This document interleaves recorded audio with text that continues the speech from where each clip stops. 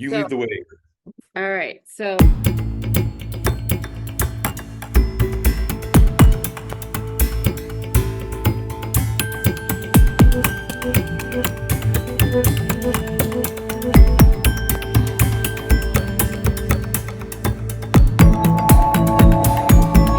hi, Steve. Oh, Angela. Hi, how are you? I'm good. How are you? Doing great. Thank you for being here. I wanted to talk a little bit about the book because you did write a foreword for me in my newest book called Life Clues, because I think we both agree that, as I wrote, the most profound lessons in life come from the brilliant minds of kids. I feel like we both agree about that. Yes, I think so, actually. The older I get, the more I think that. Don't you? I do. I mean, obviously, I've been inspired by Fred Rogers my whole life. Understanding the level of child development that he put into his shows was the glue that started Blue's Clues. Yeah. I mean, that's so lucky to have been, because I was just an actor, right? I'm not a child development specialist. I'm just an actor who fell into a weird show, and I'm so lucky to have that pedigree. The messages that I was tasked with delivering were so solid, And I love Fred Rogers. Thank you for turning me on to Fred Rogers. Man, he was amazing. Did you He watch was when an you were little? important dude. I did. My mom always said that, I would sit in front of Fred Rogers like this. Like maybe I was absorbing for later in life. I remember being a Sesame Street fan, but my mom always told me, like, no, you really watched that every time it came. I think we all did, didn't we? Was it possible to walk past an episode of Mr. Rogers' Neighborhood? Was that possible? You Like, he was know, in the living room with. and I talked to him. I literally talked to him. I mean, I know I tell that story a lot, but I was like that too, and I talked back to him. It was huge. It was huge for me. Well, anyway, I think it's fun that you did not think that it was an actual real acting job, because the way you looked at camera in that audition was so reminiscent of Fred that it took me aback. I remember just being like really intensely aware of what you were doing and how you could talk to camera, which nobody else before you in the auditions could do. That's always weird to me. Yeah, I thought it was to be the voice of a cartoon. But when I got there was a camera in the room, and I was like, "Oh, I guess I better do something." Because the truth is, I wouldn't have gone to the audition. I mean, I told you the story. I would not have gone to the audition if I had known that it was to be the host of a kid show. I Not because I was poo-pooing children's television, but just because I didn't think that I had that skill. I didn't think that would be anything that I should be allowed to even do. But yeah, I just kind of I looked at the script and I saw Tracy's drawing. Tracy drew a little dude on the script. I guess it was a storyboard, and that guy looked like this. And he was just like, and I was like, oh, I guess that's the guy. And then the first line I saw in the script was, "We are looking for Blues Clues. I wonder where they are." And then I thumbed through, and that's something he says about 500,000 times. And I thought, oh, so that guy's wondering. So I added wonder to that face, and it was and that kind of leaning in quality that just happened there accidentally, that kind of anticipatory thing, like the arms out, like you're about to catch something really cool, automatically kind of sparked something, I guess. And then right away, right in the audition, I loved the talking to the camera part. I was like drawn to that, but in a very acty way. I was like, oh, this is interesting. That's an interesting thing to create. And the rest of it, I felt very alienated by, because I'm like, I'm not a children's television person. I'm not a child development specialist. I'm not from the kiddie show world. I came to New York to be a very pretentious Al Pacino style actor. So I felt very like not qualified to do the rest of it. But the camera stuff, I guess I just leaned into that because I felt like there was something I potentially knew how to do there. You leaned in so far when you were asking a Yeah. question.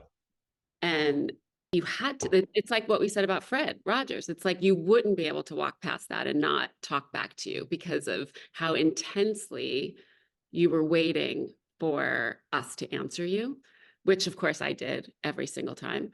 But in that first audition, no one told you to do that. Like you just came in and owned it. And I think I told you this before and you didn't realize it, that I like started to cry. Like I just like welled up, like I just saw it. I just saw exactly what we were doing. Finally, because everyone else looked at that script and it sounded ridiculous.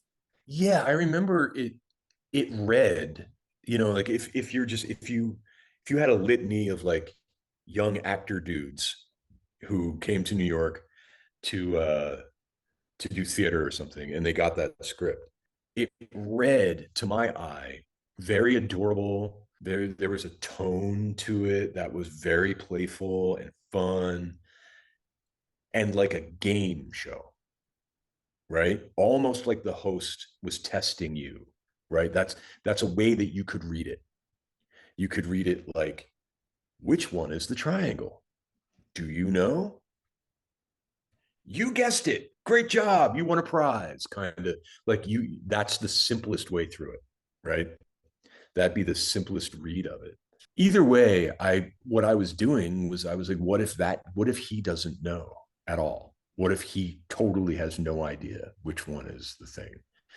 And it was just kind of right away interesting to me to kind of make the relationship um kind of conspiratorial a little bit, like maybe I don't want anyone else to know, but like, do you know? Like just kind of like just between you and me, help me out here, man.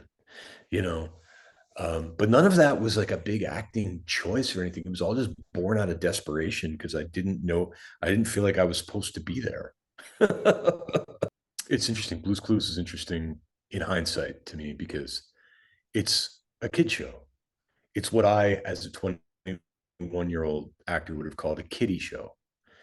But if you treat it like a kiddie show when you're on it, it doesn't work, right?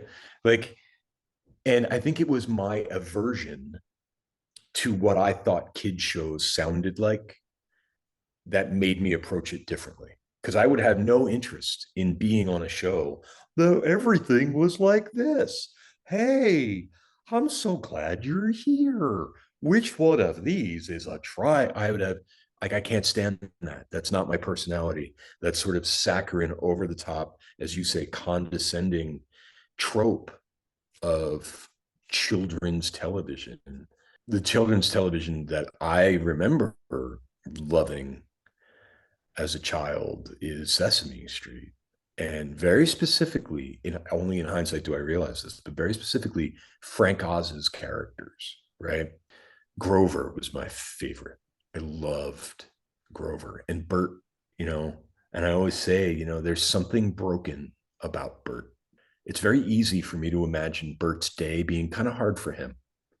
Imagine Bert at work, because I know you can, you know, and Grover just fails constantly. He just fails. That's all Grover does is fail. And I love those characters because they're human. We're all broken. Because we're people. And I love the humanity in those characters and the irony and the humor. And they're just so relatable. There's a human ballast, I guess, to Grover, to Bert, even to Cookie Monster. Like these characters are really human, even though they're crazy fuzzy monsters. Uh, and that's probably what I was gravitating toward.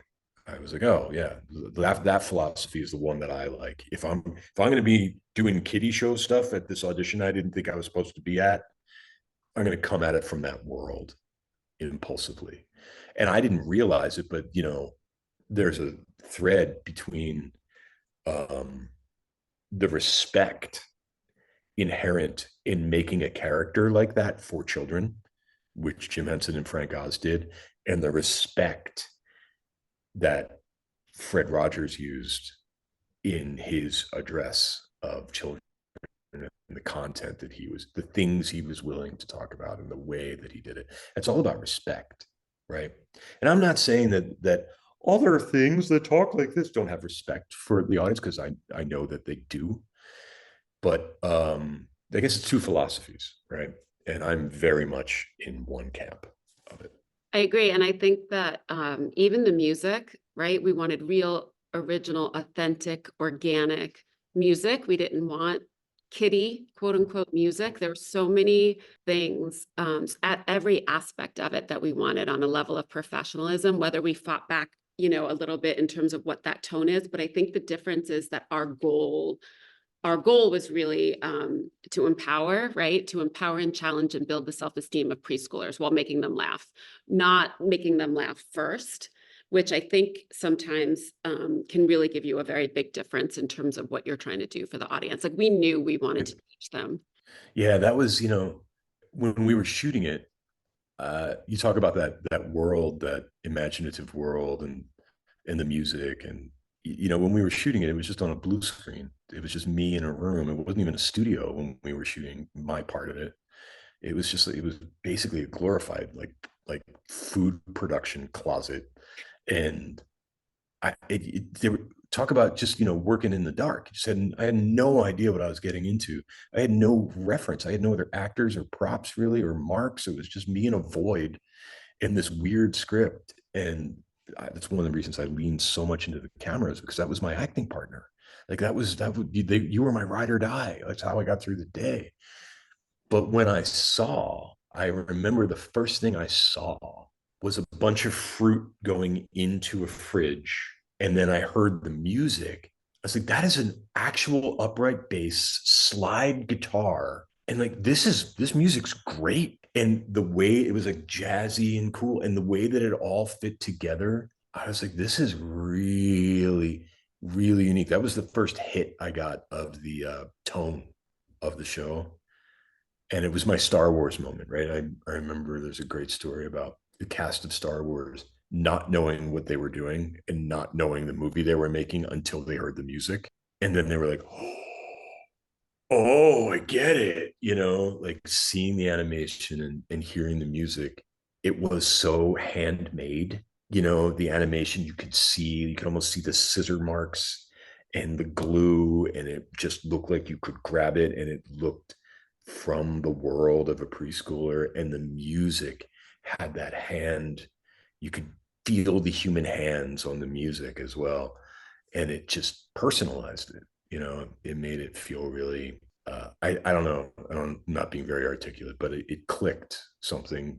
I kind of understood my job better once I saw that. I never heard that. That's amazing. I feel like Mike and Nick, who did the music, they continue to invite us whenever they would bring the real musicians in to play each one of the instruments in the studio. And that Nickelodeon, it kind of blew their mind because everything else was needle drop music at that time. And they were really bringing, everything was raising up. We were raising the standards in terms of what we thought kids' TV deserved and what it should be like. And yes, no, that was the most amazing moment. Although I have to say, I don't know if we ever told you this, at the very first time we listened to the mix, they made it an arcade game. It was an arcade game. It was like Pac-Man music throughout, like wall to wall Pac-Man music, other than like the songs, right? It was like the rest of it. And I cried. Mike and Nick did that. I literally cried again, not out of happiness this time, but I don't know, you remember me back in the day, like you were 21, we were what, 25? And they thought I was the intern for the longest time. I was like, and like crying and like, oh my God, oh my God. And Mike sat down next to me and he said, I can fix it. What do we need to do? And like really slowly, very Mr. Rogers, like, what do we need to do? And then little by That's crazy. I never knew that story. 500 years later, I never knew that story. I can't imagine Mike and Nick doing an arcade soundtrack. They're like the most like, no, it has to be an actual Armenian duduk. It has to actually be a xylophone. Like, I can't why? imagine them doing that. That's so crazy. It was so surprising, you know what I mean? And when we said no music, I was like, no, no, no, no music here, right? Like nothing here. This is just Steve talking to the camera, like nothing. And they were like, oh. And it all just like gelled, right? Because that was crazy not to have wall to wall music. And they obviously didn't know what to put in there. But everything else was It's so crazy to have it's crazy to have silence like that in general, I think. Certainly from, you know, my end of things on set. I mean, it was a leap of faith, leaning into silences like that. Like that's an uncomfortable moment. that's a weird thing to do, you know. And eventually I was just like, I just get into it, you know, like lean into it until, you know, the way I looked at it in my head was like, it's not right unless the silence feels loud. Ooh, I like that.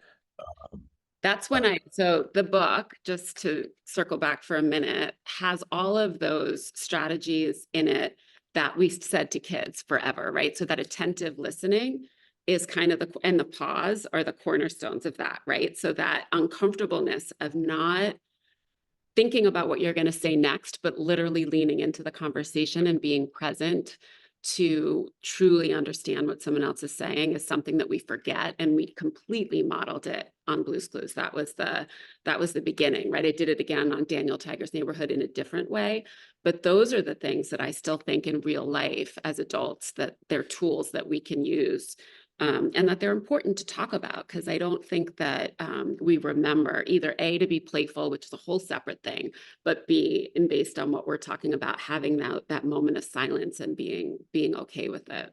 and not just silence, you know, it's about listening deeply. And what does that mean? Because everyone wants to feel seen and heard. And that's what Blues Clues did. That was my job on Blues Clues, was to make that play, right? Make that viable. You know, Mr. Rogers has that great quote about how listening is one of the best gifts that a human being can give another human being. And I love that because it's easy to think about listening as passive, as receiving information. But from his perspective, it's about giving the gift of your attention. So if you think of listening that way about something that you're giving to someone, well, then it's not dead air, it's not silence, because something is happening. You are doing an action, right? You're giving your attention. And that's beautiful, you know. And like if you're listening to someone deeply with wonder, and that's a very compassionate act, that's a very powerful act, that is a very respectful thing. And that certainly works with Blues Clues. I think that's a big part of that connection that I didn't know would work, but I guess that did. But I'm really grateful. Like, you know, that was my job. That was my job. I had to practice doing that every day. That was my job. So I'm really grateful to have had to practice listening deeply and with wonder. And I'm glad that I got to work that muscle out all the time. It's been a useful skill. It's improved my life as an adult. You know, right? That's one of the great lessons that Steve taught me. Aw. Tell me something. When you were look to the camera and you would say, I don't know, do you see a clue, or which one's the circle, right? In the way that you would say it, but you paused, right? That 4-beat pause, but you were clearly thinking, right? You weren't just blank. So what were you thinking about during those 4 beats? It would change, you know. I think it was less important to be thinking something specific, as I think it was more important to be actively doing something. Sometimes when in doubt, I would read the lens. You know, if you look into a camera lens far enough, you can see the name of the lens. It would say Carl Zeiss, 15 to 74 millimeters. And I would read that, and like that would create something actually happening in the moment. That would create presence, right? But that's if I was really lost and couldn't remember my next line or whatever. You know, like that's what I would go to in desperation. But I would really just listen to the silence, you know, and listen to it, and it would feel like, can I balance the whole room on the end of a pin in this moment? How much focus can I create? You know, and I would try to react to very subtle, like, what if they said, you know, I would try to create their response a little bit, but not too specifically. Because if you get too specific, because then what if the kid at home said something different? You know, you can't do that. And I would play little games with myself, little acting games. Like, I'd be like, okay, I'm going to listen this time with my eyebrow. What does it look like to listen with your eyebrow? You know, or listen with this part of your face, you know, just all kinds of like little tricks and stuff. Just the point is it's less about imagining something specific or thinking specific words. It's more about having an actual thing happening so that that moment is real and present, you know. Otherwise it's just dead air, and dead air is pretty uncomfortable to watch. Yeah, no, we were balancing such a tightrope, I have to say, with that first season. Um, Tell me, when you were directing, so this past season, you're directing and writing, did what you were doing as an actor translate? Like, how did it translate in terms of the way you would talk to Josh or give him some direction? I loved directing Blues Clues in every way except directing Josh, because I found it very difficult. I'm sure, you know, he's the nicest dude in the world. And as many times as I ask him this, I don't think he's giving me the honest answer. But I'm sure that I was a really annoying director for him, because I could not give him direction without doing the shot myself. I would run out there and be like, no, and then it'd come over here, and then you talk to the thing, and you're really quiet. And then you run over here, and then you do the thing, and then you go here and you talk to the drawer, and then the bar of soap comes in, and I would perform every shot. And I wasn't trying to tell him do it like me. It was just that was the only way. It's just in my bones, you know, like it was physically not possible for me to do that. And I would just try to stay out of Josh's way, you know, and just say, lean into the wonder, make it yours, make it human, but find your own way through it. Add the real colors too. You know, it needs those. It does, I think. So, And then he would, you know, then he and would what do was like a perfect dance number. he's perfect. What do you say? What's your quote about learning to wonder? Oh yeah, wonder. Yeah, right. It's interesting. Like if you think about it, we did not learn to wonder. We wondered to learn. I believe that wonder is sort of like a survival instinct. We're born with that. We're born with very few of those. We're born with like the ability to hold our breath underwater, to grasping instincts so we don't fall out of a tree. And we're also born with a sense of wonder. So I think it's very important to remember that we have that. It's available to And us. not just for kids, right? It's something we'd want to teach kids as a foundational thing, or at least let them, continue to make sure that they're wondering, right? Or, that whole kind of thing. And then also not to forget that as an adult, I think is another. Yeah, I mean, I don't think kids need to be told to wonder. You just need to give them the space to do it. You know Well, what I mean? and You not just need and not to. poo-poo it, right? Not belittle it, not be like what I was told, just like go out and play. Whereas what we know now is that play is the work of the child, right? This is how they figure things out. That's how they learn. That's how they fail. I read somewhere, and maybe you can tell me if this is true or not.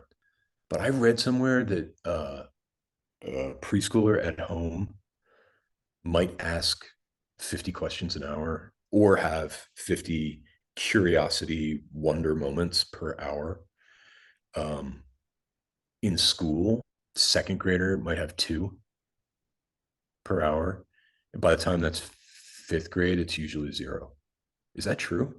I don't know if those numbers, but it does decline, right? Like as a preschooler, you're just, consistently wondering, and then you do go down as you get older. So I don't know those exact numbers, but it's that Mm. it's the same concept to me too, of like little things like wonder. Like I do think that if you asked a random adult on the street whether or not they thought where wonder sits in terms of the level of importance in one's life, I think it would be low. And I think what's so interesting to me is those little things are the things that make the biggest differences. And that's what I've always been fascinated about. So, for instance, if you read with your child 15 minutes a day, it's over 1 million new words a year. So it's like the smallest little things that you can do can really create the largest vocabulary, can create largest, information gathering, wondering, like questioning, all of those things are so huge. So I feel like my life's work has been to take those little pieces of information and embed them so that you might not know why, but you know that you're practicing that muscle. as a 4-year-old. Right on. So the thing I wanted to ask you about was what you said to kids or sang to kids every single day, which was when you use your mind and take a step at a time, you can do anything that you want to do. And I know we've talked a little bit about this before, but it's definitely one of my life clues because I think it's really, really important. But I want to hear what you thought when you sang it every. That, that was always the one that tripped me up a little bit because that's such an important message. It's such a big message. That's a bold statement, right? And I was dealing with all this imposter syndrome. I was like, I'm not qualified to even be here. I'm not a child development specialist. I'm not a teacher. I'm just an actor who fell backwards into the Rocky Horror Children's Show. Like, who am I to make such a huge statement to, by the end of season one, 6 bajillion kids? Uh, um, and I would always look at that message with a little bit of apprehension because you used to tell me all the time that the age group is so literal. They're just literal. They take everything literally.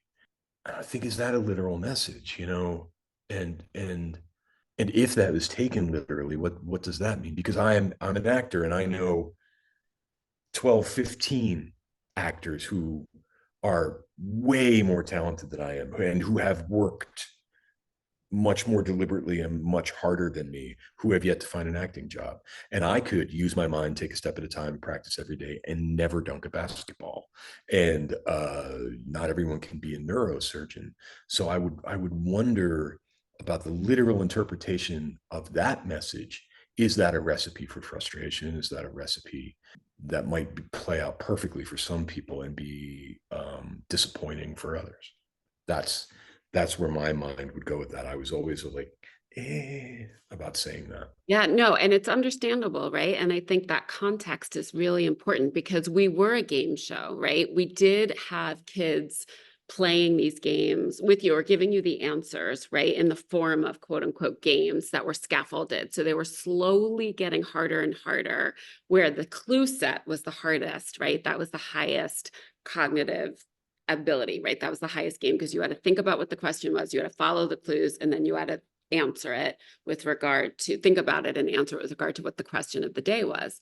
So to contextualize all of that, we wanted to say, we didn't want to say you practiced all of these skills, but we wanted to show that when you used your mind and you took a step at a time, you can solve this problem. You can, figure out the solution to something. You can do anything you want to do. And the reason that I thought was so important was because they're 2, 3, 4, and 5 years old. And if you don't believe in yourself or wonder or dream big, you'll never, and you can't see it, right? It's really hard to then be it. And so that was really something that we wanted kids to understand of what they were doing, at least if we said it over and over and over again, that by the time they're in 3rd grade and they start to like really doubt themselves, that they can remember this and maybe put it into practice. And I'm not saying everyone can be a neurosurgeon or a professional basketball player, but if you love something and you and are intrinsically motivated to do it, you will get way closer than if you Yeah. didn't ever dream it. Yeah, of course. Yeah. And I see that, I was just worried that, will preschoolers take that message word for word and literally? And no, the takeaway is about empowerment and is about safety and is about identifying a dream and going for it, and I see that now. But when I was 21, I was like, no, no, no, no, no, no. Am I messing them up? What am I doing? What am I doing? I was just, you were there. I was neurotic about the whole Oh, thing. I I love was that just you cared really, that much, though. I love that you cared. When did you, this will be one of my last questions, but when did you realize oh, thank God. how important you were to kids, millions of kids? 2 years ago, you know, um, I pushed it away a lot.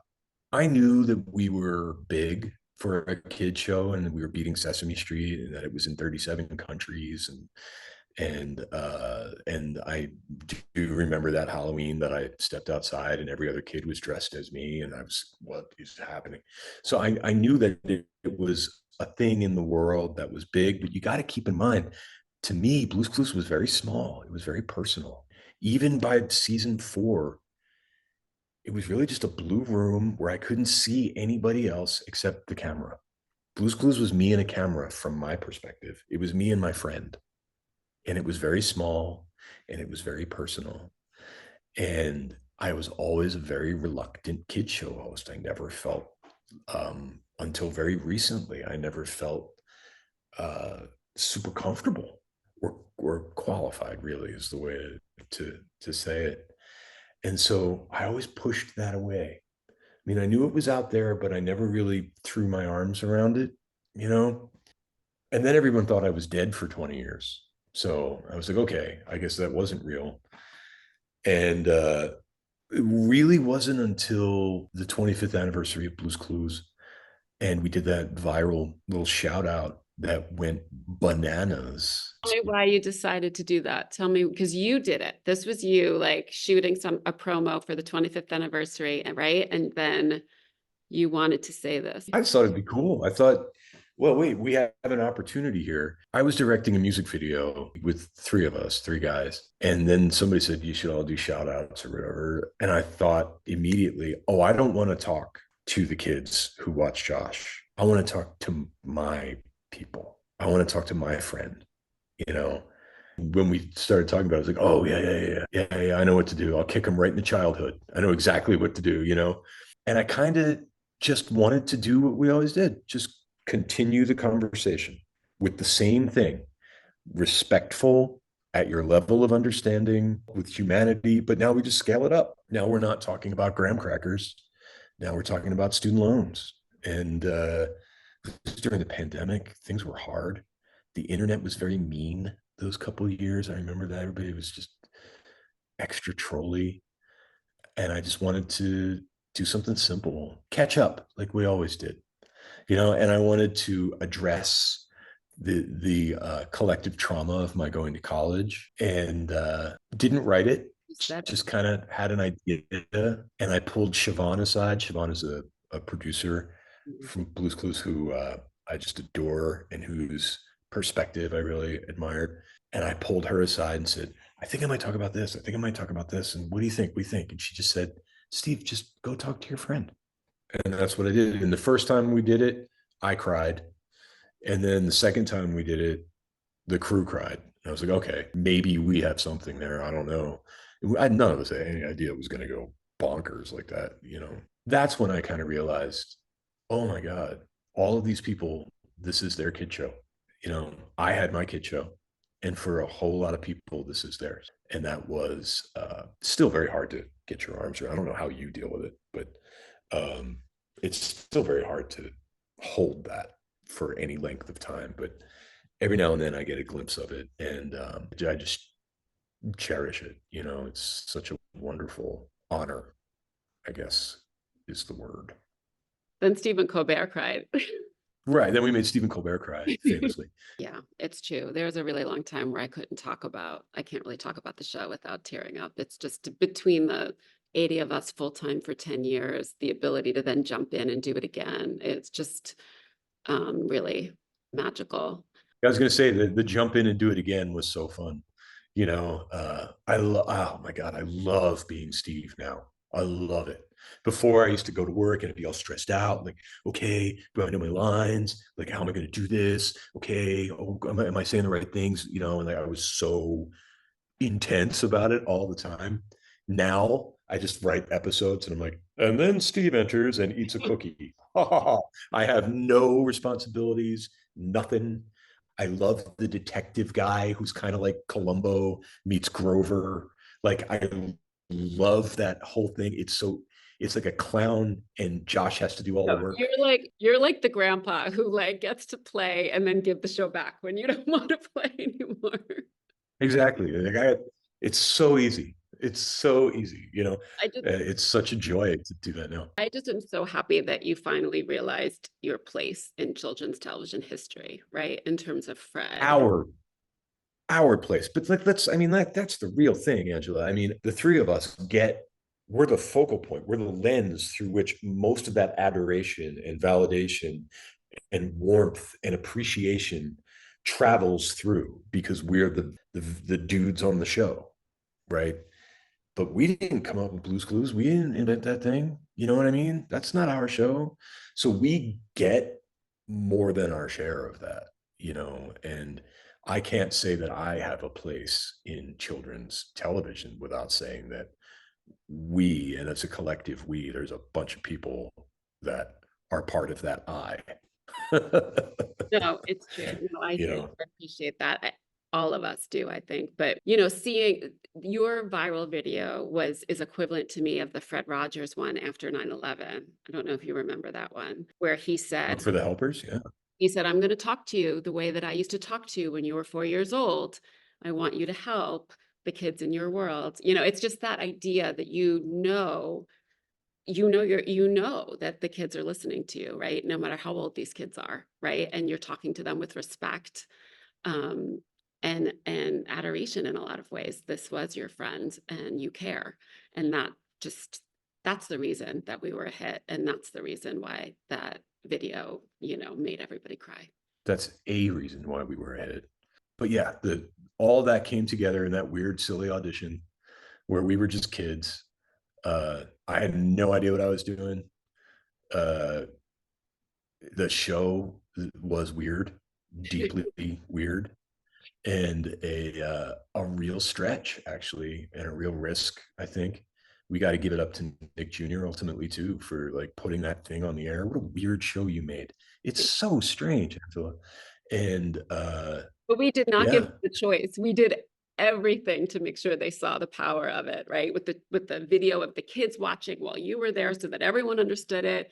That when we did the first focus group, that parents were offering us $500, $1,000 to keep the VHS oh right, with them because their kids were forgot going about crazy. So like, no, yes, thank you, Nickelodeon, thank you, NIckJr. And we really did make it really hard for them to say no. right. Yeah, they would have been crazy. But yeah, it all started with just a bunch of kids working off their instincts, really, you know? Yep. I mean, Yeah. can you imagine being 25 now and creating Blues Clues? I can't imagine that. It It seems did nuts to me. I know You it's did not. that. It did feel like we were doing it in our basement. I remember playing the pilot for my parents and my mother going, Bob, to my father, it's like a real show. It's like real. Oh my God. Eh, the pilot wasn't like a real show. It was almost like a real show, Oh, the but not pilot was really like that. a real show. I think So how who many did my makeup for the pilot? Hey, we had no money for that pilot. And we were just That's accentuating for sure. Italian big eyes, your gestures, your all that stuff. So yeah, me doing your makeup was not something we did for the rest of the series. No, in fact, I think I was pretty vocal about let's not have that happen. Yeah, You I got fired from that makeup job. know. All right. Well, congratulations on Thank- your book, Angela. thank- There's lots of lessons in Blues Clues that are applicable to living a good adult life. And Steve has become a really important teacher of mine, thanks to the show that you made. And I think that there's a lot in there for people to really benefit from as they notice the clues in their lives that can lead toward greater understanding. Thank you. Thank you. Always so nice to talk to you. Sorry, What's wait. that? Upgrade. Your free meeting will end in 10 minutes. How do you not have Zoom Pro? How do you not have the upgraded version of I Zoom? do have it. Aren't you a television executive? Don't you do this all day long?